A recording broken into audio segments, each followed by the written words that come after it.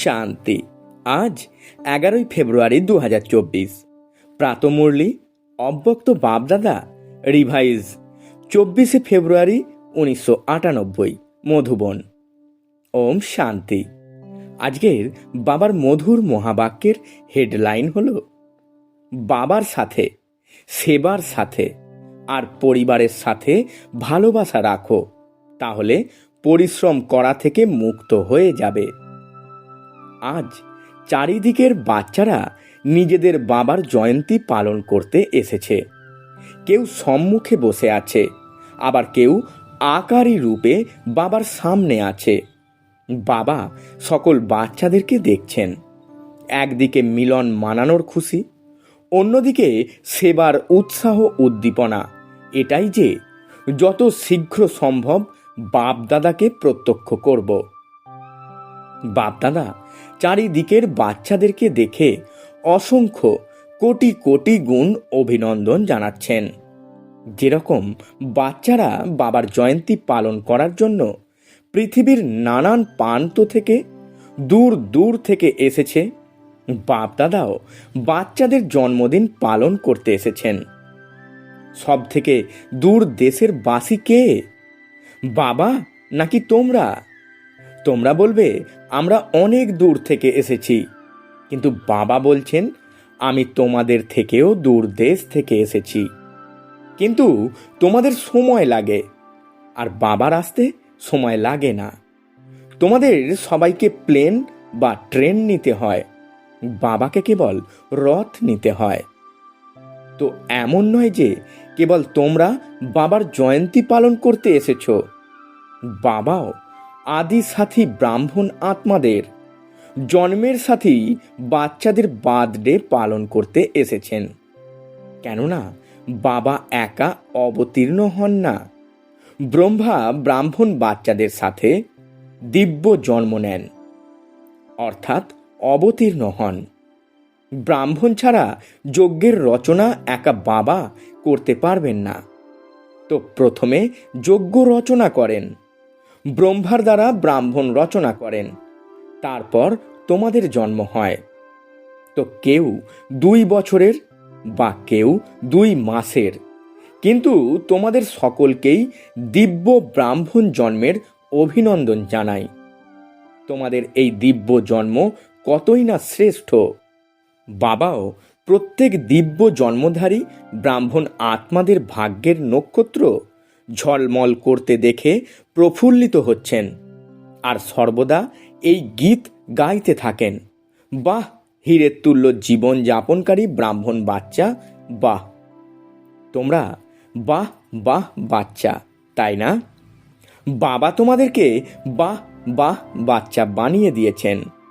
এই অলৌকিক জন্ম বাবারও পৃথক আর প্রিয়, তো বাচ্চারা তোমাদের কাছেও পৃথক এবং প্রিয়। ইনি একমাত্র বাবা যার এই রকম জন্ম বা জয়ন্তী হয়। এই রকম জন্মদিন না কারোর হয়েছে আর না কারো হবে।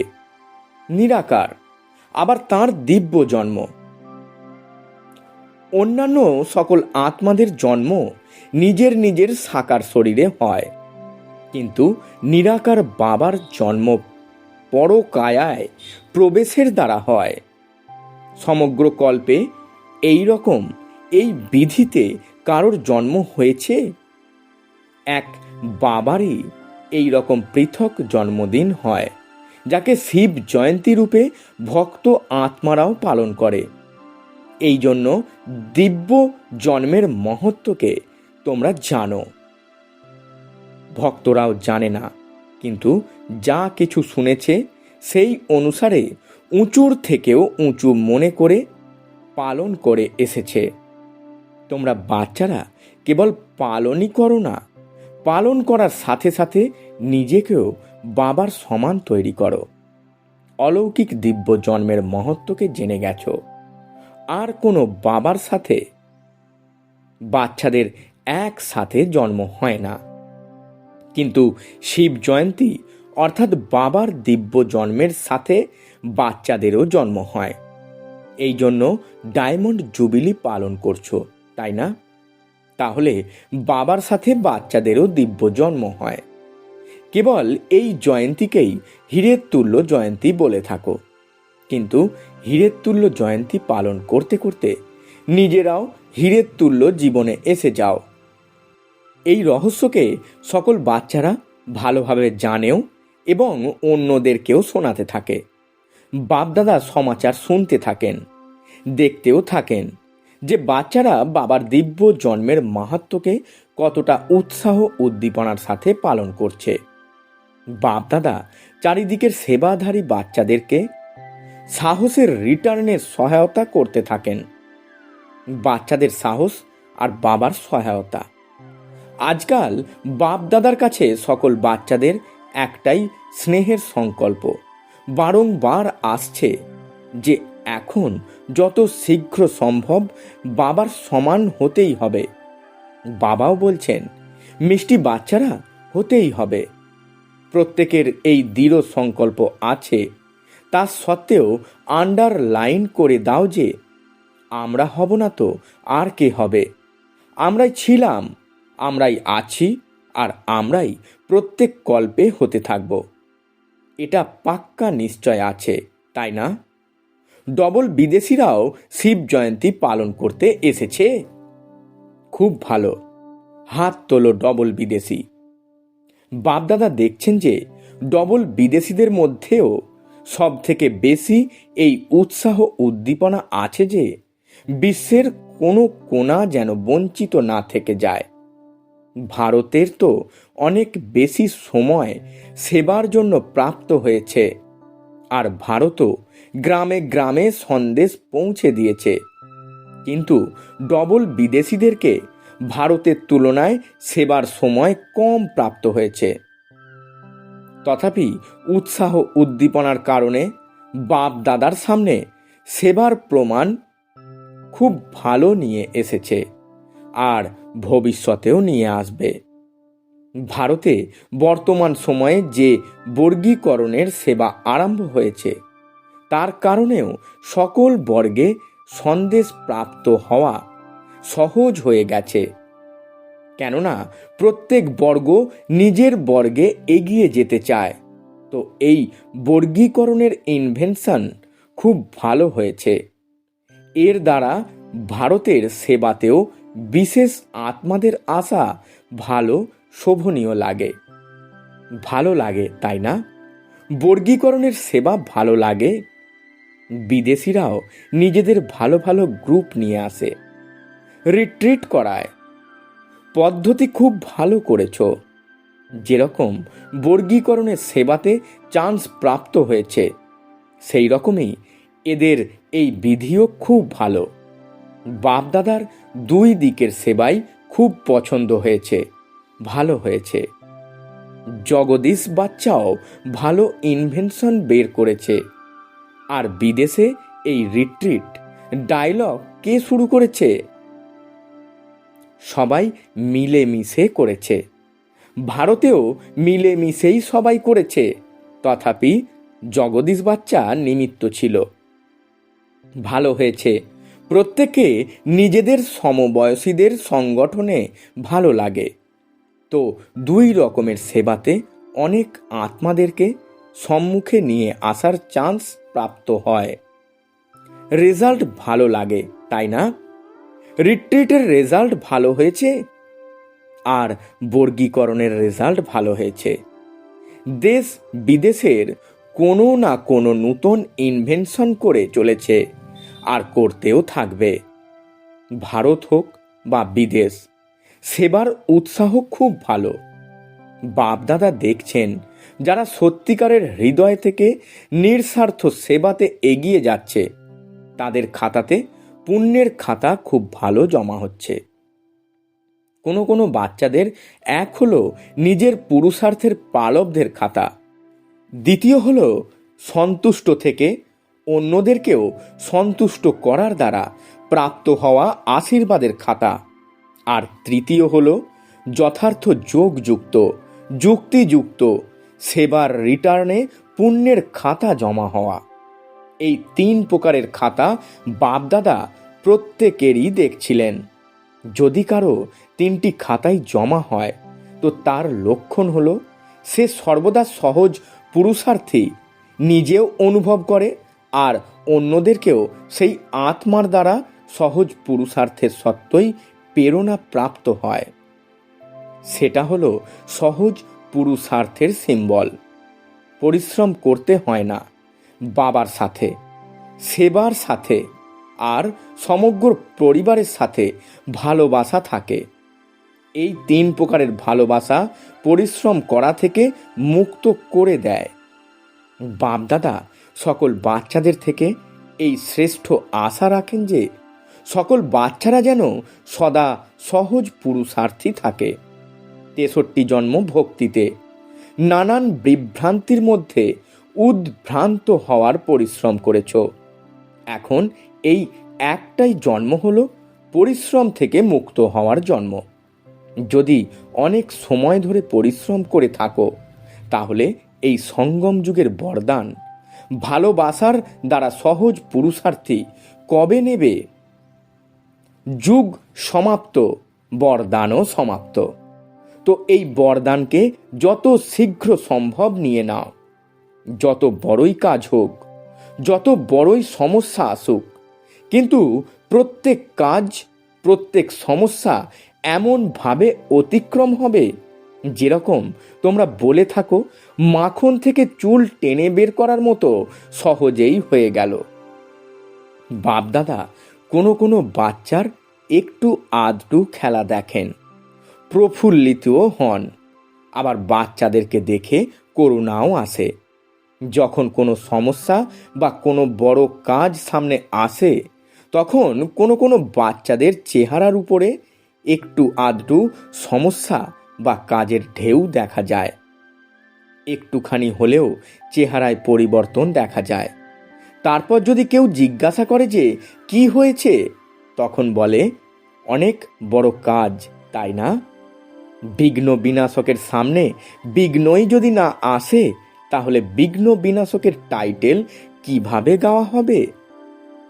একটুখানিও যেন চেহারার উপর ক্লান্তি বা মুড পরিবর্তনের চিহ্ন না আসে। কেন? তোমাদের যে জড় চিত্র অর্ধেক কল্প ধরে পূজিত হয়, তাতে কখনো একটুখানিও ক্লান্তি বা মুড পরিবর্তনের চিহ্ন দেখা যায় কি? যখন তোমাদের জড় চিত্র সদা হাসি মুখে থাকে, তো সেটা কার চিত্র?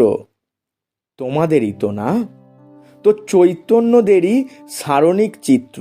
এই জন্য একটুখানিও ক্লান্তি বা যাকে বলা হবে বিরক্ত ভাব, সেটা যেন না আসে। সর্বদা হাসি খুশি চেহারার বাপদাদার আর সকলের পছন্দ। যদি কেউ বিরক্ত হয়, তাহলে কি তার কাছে তোমরা যাবে? চিন্তা করবে এখন বলবো কি বলবো না। তো তোমাদের জড় চিত্রের সামনে তো ভক্তবৃন্দ অনেক উৎসাহের সাথে আসে, আর চৈতন্যে কেউ ভারী হয়ে যায় তো ভালো লাগবে? এখন বাপদাদা সকল বাচ্চাদের চেহারার উপর সদা ফরিস্তা রূপ, বরদানী রূপ, দাতা রূপ, করুণাময়, অক্লান্ত সহযোগী বা সহজ পুরুষার্থীর রূপ দেখতে চাইছেন। এমন বলবে না যে পরিস্থিতিই এরকম ছিল।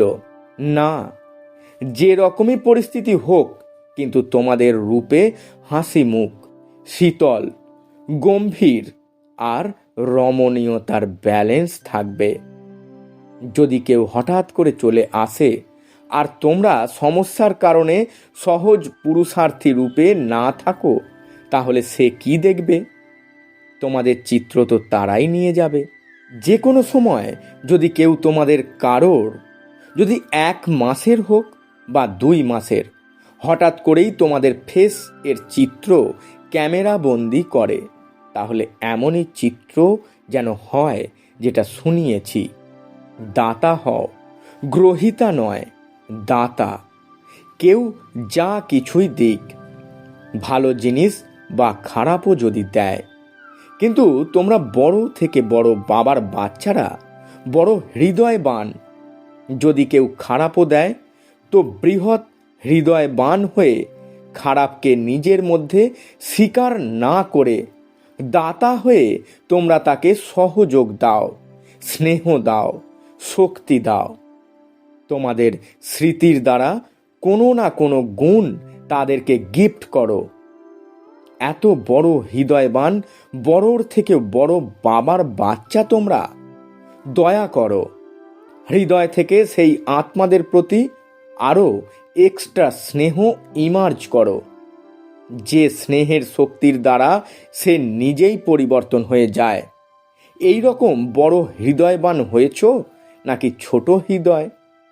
অন্তর্লীন করার শক্তি আছে? নিজের অন্তরে লীন করে নাও। সাগরে কত নোংরা আবর্জনা পরিত্যাগ করে, কিন্তু যারা ফেলেছে সাগর কখনো তাদেরকে আবর্জনার পরিবর্তে আবর্জনা দেয় না।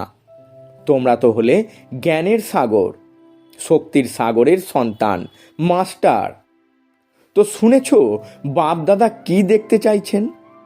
মেজরিটি বাচ্চারা লক্ষ্য রেখেছে যে এই বছরে পরিবর্তন করতেই হবে। করব, শুধু ভাববো না, করতেই হবে।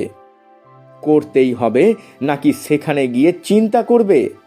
যারা মনে করছো করতেই হবে, তারা এক হাত দিয়ে তালি বাজাও। খুব ভালো। কেবল এই হাত তুলো না, মন থেকে দৃঢ় সংকল্পের হাত তোলো। এই হাত তোলা তো সহজ। মন থেকে দৃঢ় সংকল্পের হাত সর্বদা সফলতা স্বরূপ বানায়। যেটা চিন্তা করেছো সেটা হবেই হবে। পজিটিভ চিন্তা করবে, নেগেটিভ তো চিন্তা করবেই না। নেগেটিভ চিন্তা করার রাস্তা সদাকালের জন্য বন্ধ করে দাও। বন্ধ করতে জানো নাকি খুলে যায়? যেরকম এখন তুফান এলো আর দরজা নিজে থেকেই খুলে গেল, এই রকম তো হয় না। তোমরা মনে করছো বন্ধ করে এসেছি আর তুফান খুলে দিল। এই রকম আলগাভাবে বন্ধ করবে না। আচ্ছা, ডবল বিদেশিদের উৎসব ভালো হয়েছে, তাই না? 10 বছরের থেকে অধিক সময় জ্ঞানে চলা প্রায় 400 জন ডবল বিদেশি ভাই বোনেদের সম্মান সমারোহ পালন করা হয়েছে। ভালো লেগেছে? যারা পালন করেছো আর ভালো লেগেছে তারা হাত তোলো। পাণ্ডবও আছে। এর মাহাত্ম্য কি? পালন করার মাহাত্ম্য কি? পালন করা অর্থাৎ সেই রূপ হওয়া। সদা এই রকম মুকুটধারী স্বপুরুষার্থ আর সেবার দায়িত্ব কি বলা যায়? আনন্দই বলা যায়। সেবা করার আনন্দ উদযাপনের মুকুট সর্বদাই পরে থাকবে।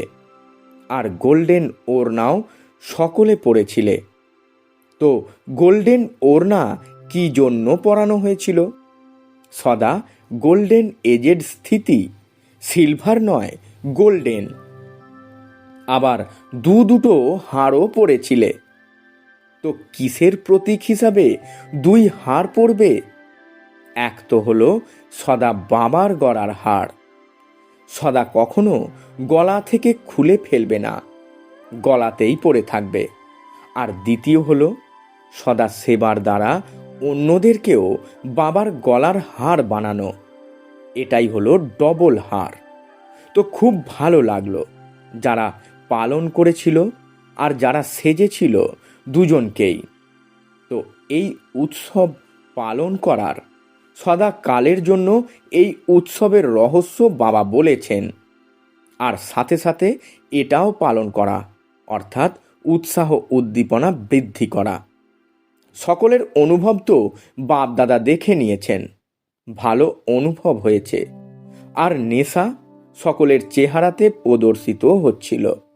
ব্যাস এই রকমই নিজের শক্তিশালী হর্ষিত মুখ, রমণীয় আর গম্ভীর স্বরূপ সদা ইমার্জ করে রাখো। কেননা বর্তমান সময়ের অবস্থা অনুসারে বেশি শোনার বা বোঝার লোক কম, দেখে অনুভব করার লোক বেশি। তোমাদের মুখমণ্ডলে বাবার পরিচয়, শোনানোর পরিবর্তে দেখা যাবে। তো ভালো করেছ। বাপ দাদাও দেখে দেখে প্রফুল্লিত হচ্ছেন।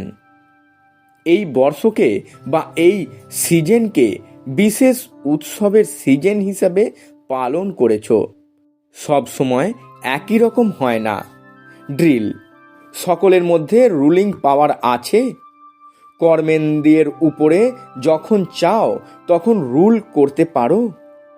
স্বরাজ্যের অধিকারী হয়েছ। যে স্বরাজ্য অধিকারী থাকবে সেই বিশ্বের রাজ্য অধিকারী হবে।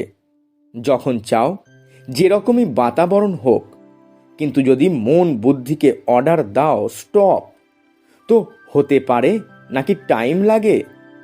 এই অভ্যাস প্রত্যেকে সারাদিনে মাঝে মধ্যে করা অত্যন্ত আবশ্যক। আর চেষ্টা করবে যে সময় মন বুদ্ধি খুব ব্যস্ত, এই রকম সময় যদি 1 সেকেন্ডের জন্য স্টপ করতে চাও তো হতে পারে। তো চিন্তা করছো স্টপ, আর স্টপ হতে 3 মিনিট বা 5 মিনিট লেগে গেল। এই অভ্যাস অন্তিম সময়ে খুব ভালো কাজে আসবে। এর আধারেই পাস উইথ অনার হতে পারবে।